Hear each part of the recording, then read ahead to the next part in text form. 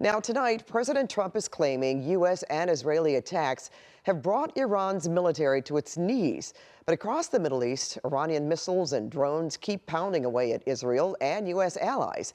And in Washington, a fierce debate is raging over the president's justification for Saturday's attack that has now turned into an all-out war across the Middle East. We have in-depth coverage for you tonight, beginning with CBS LA's Hunter Sowards. Hunter. Certainly a lot to track here, Pat, as we have been doing for days now. The conflict is continuing to grow, and so does the debate over how this all started and how it will end. The Pentagon has identified the first 4 U.S. soldiers killed in combat, calling their sacrifice fearless and selfless.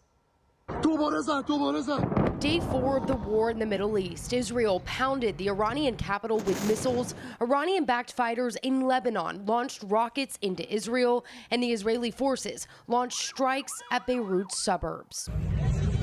In Iran, the Red Crescent says nearly 800 have died. Today, in the city of Manab, a mass funeral for what the regime claims were girls killed in an elementary school. Rows of graves seen awaiting coffins. Since Saturday, the U.S. alone has taken out more than 1,700 targets. That's according to U.S. Central Command. Among them, this military academy. And the IDF hitting the building where Iran's assembly of experts would have been expected to gather to appoint the next supreme leader. Still, today, President Trump said Iran was all but beaten. They have no Navy, it's been knocked out. They have no Air Force, it's been knocked out. They have no air detection, that's been knocked out. And just about everything's been knocked out. But Iran still in the fight.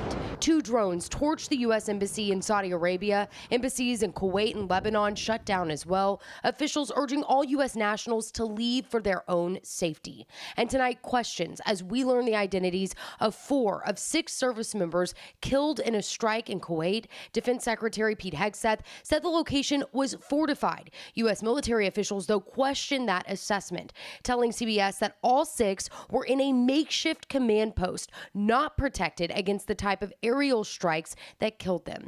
In Washington, Trump offered a new explanation for the attack on Supreme Leader Khamenei. If we didn't do it, they were going to attack first. The latest in a series of mixed messages from White House leaders for why the U.S. attacked. Trump now claiming it was his call, not Israel. If anything, I might have forced Israel's hand. But Marco Rubio with a different take, who says we chose to strike because Israel already had plans. We knew that if Iran was attacked, and we believe they would be attacked, that they would immediately come after us. Democrats from Washington to Southern California crying foul.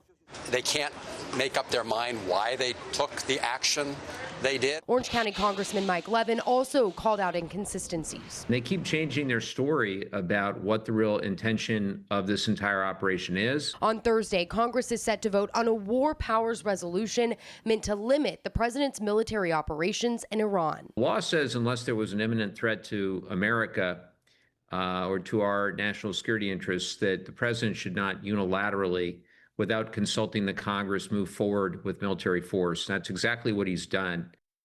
So House Speaker Mike Johnson tonight underscoring the point, saying that he believes Trump's actions were consistent with past presidential military decisions and that Trump acted within his right. As for the vote on Thursday, Congress would likely need to override a Trump veto to pass a war powers measure. So that will be the next big thing to watch for, at least here in the States. All right, and we will be paying close attention to that. Will. Thanks so much, Hunter. Thanks, Pat. Well,